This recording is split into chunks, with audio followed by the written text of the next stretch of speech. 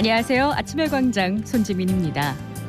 중소벤처기업부가 긴 추석 연휴를 보내며 가족들과 함께 가면 좋은 전국의 전통시장 17곳을 추천했습니다. 지역에서는 대구의 서문시장과 포항 구룡포 시장이 꼽혔습니다. 전통시장의 장보기 대목은 사라졌다고들 하지만 볼거리와 먹거리가 있는 명절 나들이 장소로 많은 분들의 발길이 이어지면 좋겠습니다.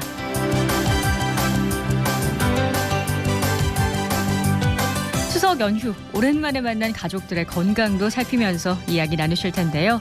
9월 29일 금요일 아침의 광장에서는요.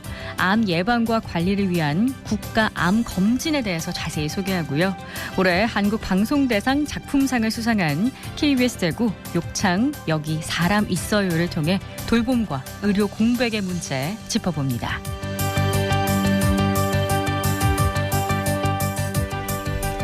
네, 암을 예방하기 위해서 건강한 생활 습관을 유지하는 것도 좋지만 조기에 진단을 하고 치료할 수 있도록 검진을 제때 받는 것도 중요합니다. 국민건강보험공단 대구경북지역본부 광미희 팀장과 이야기 나눠보죠. 안녕하세요. 네, 반갑습니다. 네, 국민건강보험공단에서 실시하는 건강검진 전국적으로 그리고 또 우리 지역의 수검률은 어느 정도나 되나요? 성인들을 위한 검진은 심내혈관 질환의 위험 요인인 비만, 이상 지질혈정, 고혈압, 당뇨병을 조기에 발견하는 일반 건강검진과 네. 우리나라 국민의 사망 원인 상위권에 해당하는 6대암을 조기 발견 치료하기 위한 암검진이 있습니다. 22년 기준 대구 경북 일반검진 수검률은 전국 75.45%에 비해 2.3%포인트가 낮은 73.15%이며 네. 암검진 수검률은 전국 58.17%에 비해 1.48%포인트 낮은 56.69%로 대구 경북 수검률이 전국에 비해 현저하게 낮은 상황입니다. 네, 이게 1, 2%라고 해도 실제로는 차이가 굉장히 많이 나는 거잖아요. 네. 올해 대상자들 가운데 검진을 한 분도 있을 거고 뭐 가야 되는데 하면서도 자꾸 미루는 저 같은 사람도 있을 것 같은데 시민들의 이야기 한번 들어볼까요? 저는 달성군에 살고 있는 박대규입니다. 50대 중반쯤 되면은 각종 암 같은 걸 많이 걱정하죠. 저는 2년에 한 번씩 국가 암 검진을 꼬박꼬박 안 빼먹고 하고 있습니다. 미리 검사를 하기 때문에 많이 안심이 되고 비용 문제도 절감이 되니까 참 좋은 것 같습니다. 술을 참 좋아하지만 한 넉 달 전부터 아예 검주를 열심히 하고 있습니다. 건강에 관심이 많은 40대 유선옥입니다. 나라에서 이제 계속 주기적으로 2년에 한 번씩 받으라는 문자가 날라오잖아요. 그러면 이제 남편하고 같이 가가지고 무조건 건강검진 받고 가정병력이 있어요. 고혈압, 당뇨. 저는 이제 그게 걱정인 거예요. 지인분이 평소에 병원을 안 가시는 분이에요. 근데 건강검진 받으라고 그 문자를 받으시고 나서 가셨는데 위암 초기셔가지고 치료를 빨리 하실 수 있어요. 지금 이제 거의 회복하셔가지고 괜찮으시다고 저한테 전화 오세요. 검진 받았냐고. 나라에서 해주는 걸 꼭 받으라고. 그 열심히 받고 있습니다. 건강검진을 받으면 혹시 이상이 생기면 빨리 치료할 수 있고요. 아무 이상 없으면 내가 건강하구나 하는 생각이 들어서 안심하고 2년 동안은 살 수 있어서 좋은 것 같습니다. 네, 시민들의 이야기 들어보니까 검진을 받아서 암을 조기에 발견한 분이 계셨잖아요. 지인 중에. 그런 분은 정말 다행인데 6대 암검진이라고 하셨는데 종류별로 어떤 분들이 대상인가요? 네. 국가암검진은 성별이나 연령에 따라서 검진 주기나 대상이 조금씩 다르게 정해져 있고요. 네. 먼저 여성은 20세부터 자궁경부암 검진을 2년마다 받을 수 있고 네. 40세부터는 유방암 검진을 2년마다 받을 수 있습니다. 올해는 2003년생이 20세가 되는 해로 자궁경부암을 처음으로 받으실 수 있고요. 네.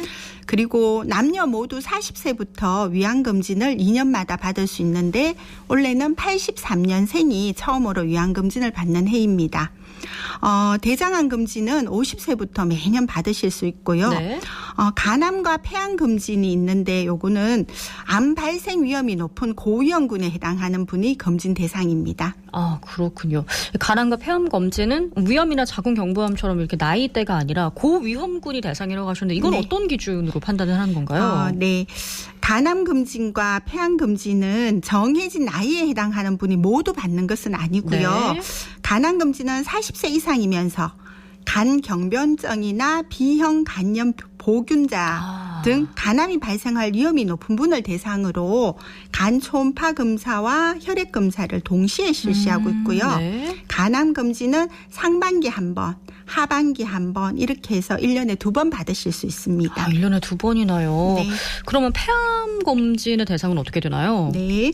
폐암 검진 대상은 54세에서 74세에 해당하면서 과거 흡연력에 따라 폐암이 발생할 위험이 높은 분을 대상으로 2년에 한 번 저설량 흉부 CT 검사 후에 사후 결과 상담을 하고 있는데요. 네. 과거 흡연력은 현재 흡연자로 해당 연도 전 2년 내에 국가건강검진 시 작성하는 문진표나 건강보험 금연치료사업 참여를 위해 작성하는 문진표를 참고합니다. 네. 흡연력이 30감년 이상으로 해당되는 분과 20년 이후에 국가 폐암검진을 한 번이라도 받으셨던 분으로 검진 후에 검연하신 분도 해당이 되십니다. 그렇군요. 네. 근데 간암이나 폐암 검진은 일반 병원에서 하려면 검사비가 상당히 비싼 걸로 제가 알고 있는데 네. 만약에 이제 나이와 이 해당되는 분들이라면 꼭 제때 검사를 받고 관리를 하셔야겠습니다. 네.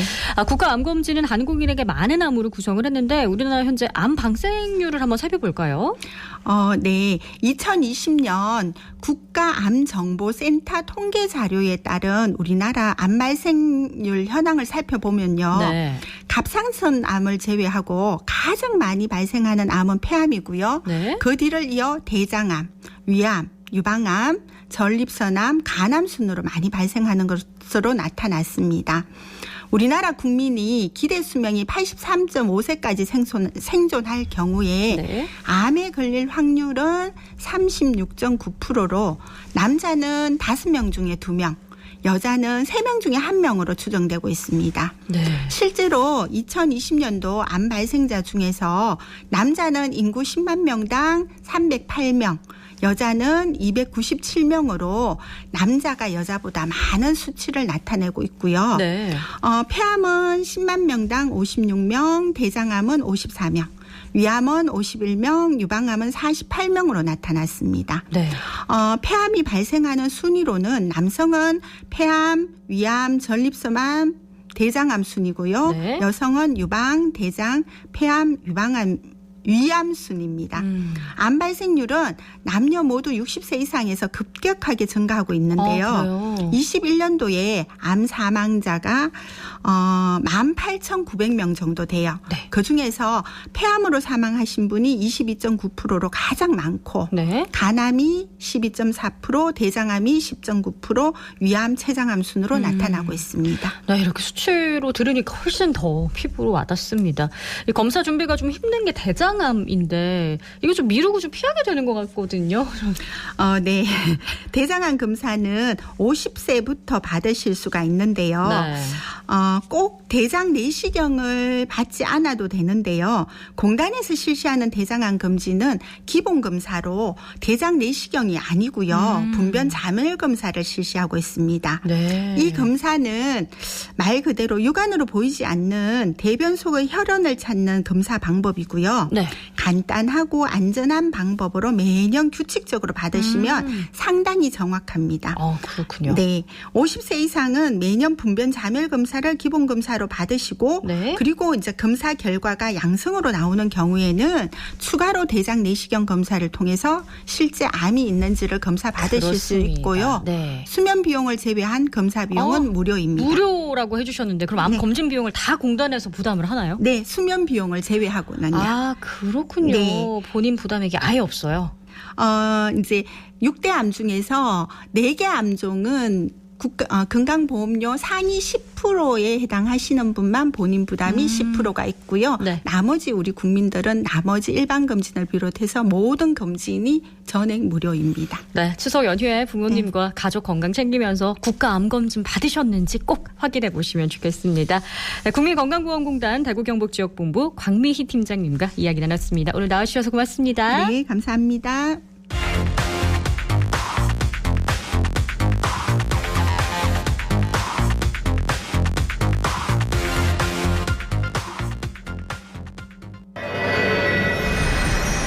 작품상 시사 보도 부문,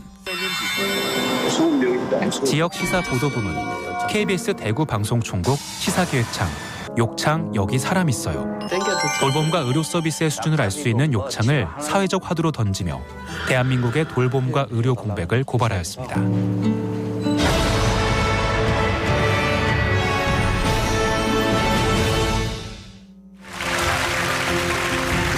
지역 시사 보도 부문입니다. KBS 대구 방송총국 시사기획창 욕창 여기 사람 있어요 팀 수상을 축하드리겠습니다. 네, 올해 한국 방송대상 시상식 장면을 저희가 소리로 다시 한번 들어봤습니다. KBS 대구의 욕창 여기 사람이 있어요는 욕창에 대한 관심과 인식을 바꾸고 우리의 일이 될 수 있는 돌봄 부담과 또 의료 공백의 문제까지 진지하게 들여다볼 수 있었습니다. 스튜디오에 프로그램을 제작한 류지현 KBS 기자 오셨습니다. 안녕하세요. 네, 안녕하세요. 네, 수상 다시 한번 축하드리겠고요.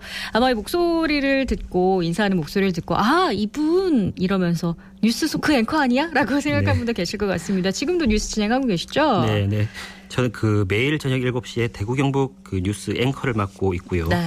또 매일 뉴스 리포트하면서 또 정해진 틀에서만 방송하다가 또 이렇게 찾아뵙게 됐습니다. 저는 기자는 올해로 만 10년이 됐고요. 네. 지금까지 보도국 내에서 사건 사고 뉴스를 다루는 사회팀에 있다가 올해부터는 대구시청을 출입하고 있습니다. 그렇군요. 아, 열심히 일하는 KBS 일꾼을 저희가 만나보고 있는데요.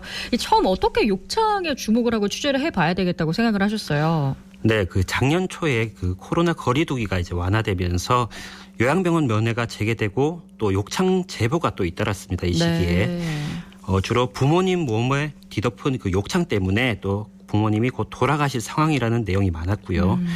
그래서 우리 대구 KBS에서는 요양병원 환자 방치 사건으로 여러 차례 보도를 했고요. 네네네. 또 이 시기 전국에서 비슷한 유형의 환자가 많아서 또 KBS뿐만 아니라 많은 언론이 이 욕창 사건을 다뤘습니다. 그래서 이 욕창에 대해서 욕창이 우리가 생각보다 상당히 심각한 네. 병이구나를 느껴서 저희가 통계를 뽑아봤습니다. 그러다 보니 경제 수준 또 나이 또 지역에 따라서 이제 유의미한 통계가 나왔고요. 네. 그 내용을 바탕으로 이제 올 초 욕창이 온다 시리즈를 다뤘습니다. 그래서 여기에서는 환자의 고통 또 가족의 부담 또 네. 그리고 욕창 환자가 늘 수밖에 없는 사회적 구조 네. 이런 부분에 대해서 다뤘는데 지금까지 그런 언론은 없었거든요. 그렇죠.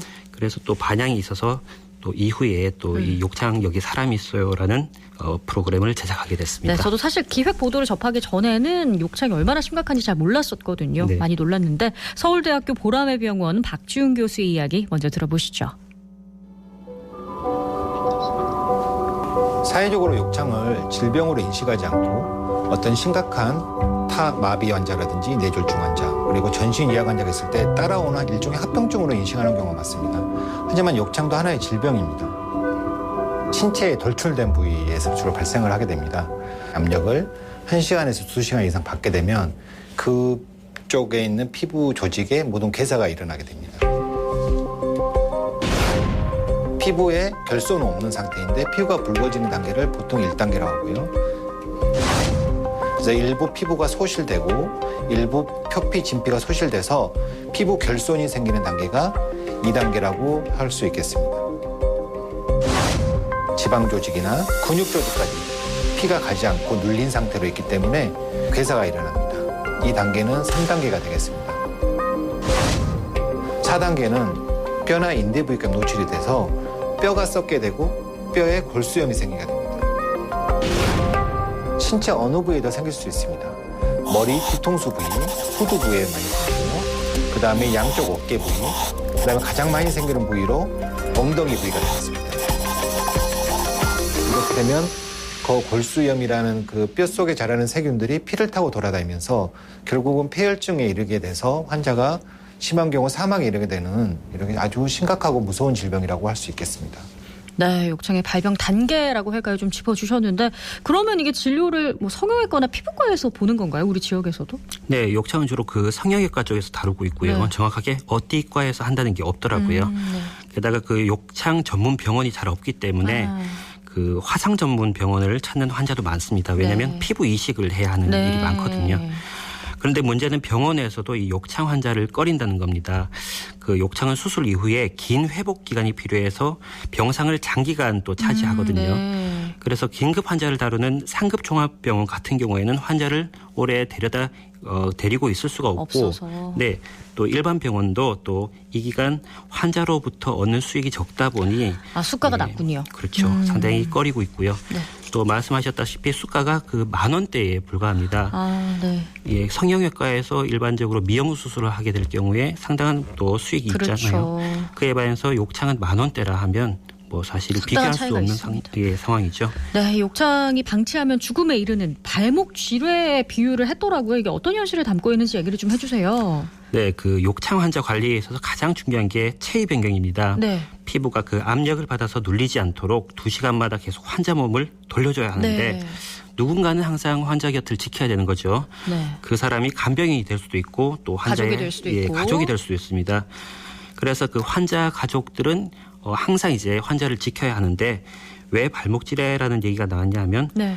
군인이 이제 발목만 다치면 이제 부축해야 하는 또 다른 군인이 필요하기 때문에 전투력이 크게 상실됩니다. 네. 이만큼 환자 가족의 고통도 크다는 얘기고요.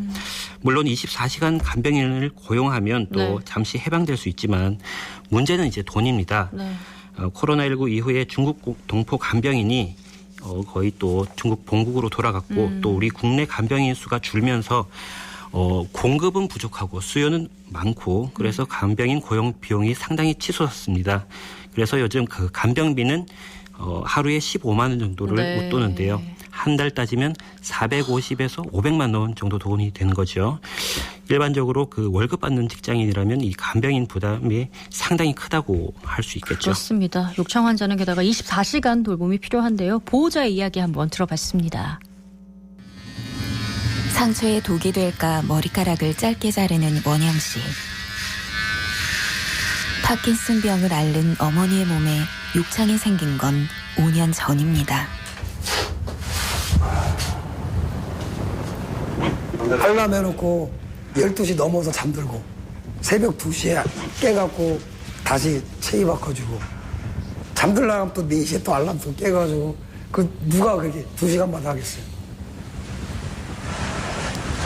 반복돼 돌아오는 자세 변경 시간. 지독한 욕창은 아들에게 잠시도 쉴 틈을 허락하지 않습니다. 가만히 있어.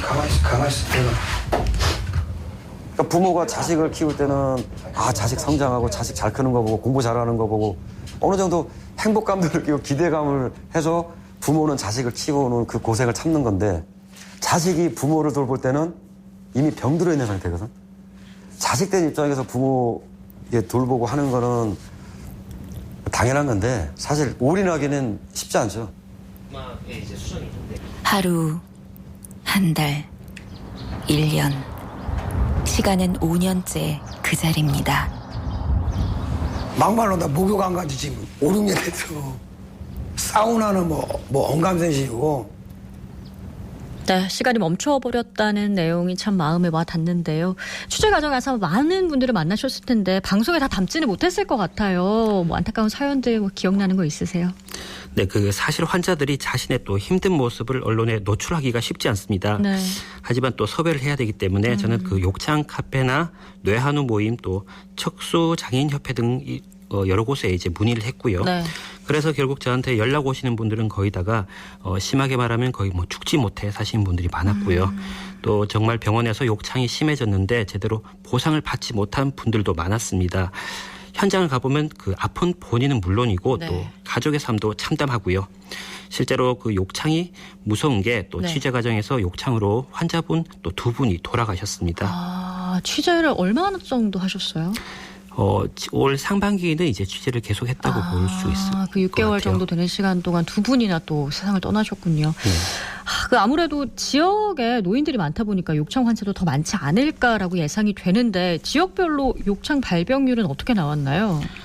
네, 그 도시와 그 농촌 차이가 심하게 나타났죠. 네. 예. 고령자 중에서 욕창 환자 비율이 높은 곳은 전국적으로 네. 경북과 전남, 인천이 눈에 띄고요. 네. 사실 이 세 곳은 경실련이 뽑은 그 전국 최악의 의료 취약지기도 합니다. 네. 우리 또 경북에서는요, 욕창 환자 비율이 가장 높은 곳이 영덕군으로 나타났고요. 네. 다음으로는 울진, 의성, 또 군위, 문경 순이었습니다. 주로 농촌이네요. 그렇죠. 반면에 또 그 욕창 환자 비율이 낮은 곳을 또 뽑아보면요. 네. 경북에서는 안동과 포항, 경산, 구미 등 또 중대형 병원이 있거나 또 병원 접근성이 그나마 나은 지역이었습니다. 그렇습니다. 욕창이 가난한 사람들에게 더 치명적이고 결국은 또 의료 불평등과도 밀접하게 연결이 돼 있다는 건데 의료진들의 이야기 한번 들어봤습니다. 욕창에서만큼은 부익부, 빈익빈이라는 말이 잘 통합니다. 싸늘해지기 시작하면 그 보일러를 난방비 부담 때문에 틀지 못하고 전기장판이나 보일러 바닥에만 의존해서 주무시다가 저온 화상과 동반이 되어서 많이 오십니다. 치매나 뭐 중풍에 걸려서 누워 있으면은 며느리나 남편이 나가면서 어머니 저 밥 차려놨으니 잘 챙겨 드시고 하세요 하고 나가잖아요. 모든 가족들이 생계에 바쁘기 때문에 밥만 차려놓고 아침에 식구들이 나가서 저녁 때까지 올 때까지 그분이 혼자 생활을 해야 되니까 그러면 누워있는 기간이 길어지니까 욕창이 생길 확률이 높아지는 거예요.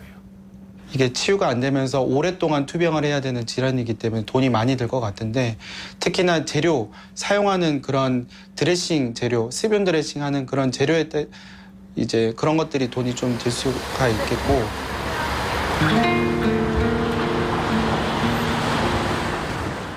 네, 앞서 의료 수가가 낮다고 얘기를 해주셨는데 혹시 보험에서 좀 보존을 해주면 되지 않을까 싶거든요. 근데 건강보험 지원이 안 돼요?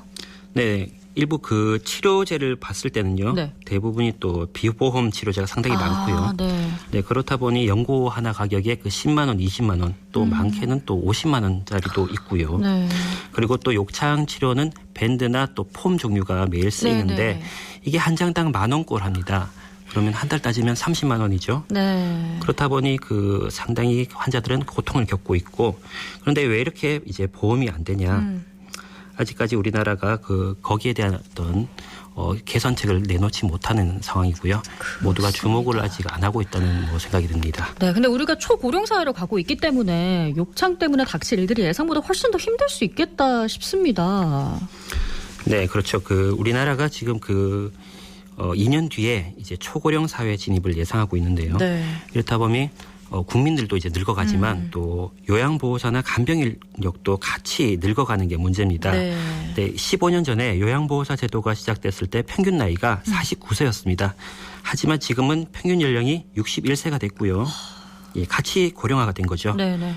그리고 또 돌봄 인력 같은 경우에는 최저임금을 받고 있어서 신규 인력이 진입을 하지 않고 있습니다. 네. 결국에 종사자가 늘지 않고 있어서 앞으로도 돌봄 공백이 더 심해질 수 있는 상황입니다. 그렇군요. 방송이 나가고 나서 실제로 욕창 환자를 위해서 정부가 뭘 해야 하는지 구체적인 요구나 제안이 혹시 나온 게 있나요? 네, 이번에 그 국회 입법조사처에서 국정감사 이슈 보고서를 냈는데요. 네. 여기를 보면 그 욕창 환자에 한해서 간병비를 건강보험이 되도록 해야 한다는 이야기가 나오고 있습니다. 네. 네, 현실적으로 비용이 가장 많이 드는 부분이기 때문에 네. 이 간병비의 본인 부담률을 현실적으로 30%까지만 상한선을 둬야 한다는 이야기도 있고요. 네. 그리고 이번 국정감사 때 관련 지적이 나올 것으로 알고 있습니다. 또 제가 이 프로그램 제작 이후에 또 네. 심평원이나 또 건강보험공단 쪽 그 관계자들을 만날 네. 때마다 제가 또 약값을 이게 보험을 해야 되는 것 네. 아니냐는 이야기를 지속적으로 하고 있거든요. 하지만 결과적으로 국가 예산을 적재적소에 쓰는 거라 보니까 네. 또 당장 또 해결이 또 쉽지 않은 상황입니다. 그렇습니다. 그러니까 약값이 비싼 것도 문제인데 너무 자주 또 써야 되다 보니까 양도 만만치가 않아서 정말 이 부분만큼은 개선책이 반드시 필요하겠다라고 비전문가인 제가 느낄 정도니까요. 자, 욕창을 바라보는 우리 사회의 인식과 정책이 변화를 해야 됩니다. 근데 중요한 건 얼마나 빠르게 변화할 것인가가 문제인 것 같아요. 네. 제작자로서 이제 욕창이라는 프로그램을 만든 제작자로서 바라는 점을 한번 듣고 싶습니다. 네, 사실 그 욕창에 대해서 인식을 좀 바꿔야 되는데요. 네. 대부분 사람들이 그 피부병이나 또 나이 드신 분이 임종 직전에 겪는 병으로 또 생각하시는 부분들이 많은데 네. 누구나 걸릴 수가 있고요. 그리고 또 이 욕창이라는 병은 피부병이 아니라 또 사람이 사망까지 이를 수 있는 아주 무서운 병입니다. 네. 그래서 이 욕창이란 병을 남의 일이 아닌 또 우리 부모님의 일, 그리고 또 내가 나이가 들면 또 걸릴 수 있는 병으로 생각해서 모든 국민이 또 잠재적으로 걸릴 수 있다는 인식을 꼭 해야 되고요. 네. 또 정부도 그 초고령 사회 진입을 앞두고 또 욕창 환자가 기하급수적으로 늘 것이라는 생각을 가져야 합니다. 또 이 욕창은 환자뿐만 아니라 또 간병하는 가족의 일상과 또 경제력까지 나락으로 이끄는 만큼 또 하루빨리 해결하고 지원해야 하는 우선순위 질병으로 생각해 주셔야 되겠고요. 네. 또 그리고 또 욕창 환자가 는다는 것은 그만큼 우리나라에 의료와 돌봄에 구멍이 생기고 있다는 그런 점을 꼭 생각해야 될 것으로 보입니다. 그렇습니다. 의료 공백 얘기해 주셨는데요. 그 구멍이 뚫린 거잖아요. 근데 네. 구멍은 이미 뚫렸지만 그게 더 이상 커지지 않도록 우리 모두가 사회가 특히나 더 관심을 갖고 정부 차원에서도 도움이 필요하겠지만 우리 사회의 전반적인 인식 변화와 함께 다 함께 바꾸려는 노력을 해야 할 것 같습니다. 자, 욕창 여기 사람 있어요를 제작한 KBS 대구 류재현 기자와 함께 오늘 이야기 나눠봤는데요. 많은 분들께서 느끼는 바가 많지 않았나 싶습니다. 오늘 나와주셔서 고맙습니다. 네, 고맙습니다. 네, 오늘 전국적으로 맑은 날씨에 지역 어디서나 크고 둥근 한가위 보름달을 보실 수 있습니다. 10월 1일 자정까지 전국의 고속도로 통행료가 면제가 된다고 하고요. 정부는 국내 여행 활성화를 위해서 3만여 개 숙박시설에서 사용할 수 있는 쿠폰 30만 장을 배포하고 있습니다. 연휴가 길어진 만큼 좀 더 여유롭게 안전을 먼저 챙기시면 좋겠습니다. 9월 29일 아침에 광장이 준비한 소식은 여기까지입니다. 오늘도 고맙습니다.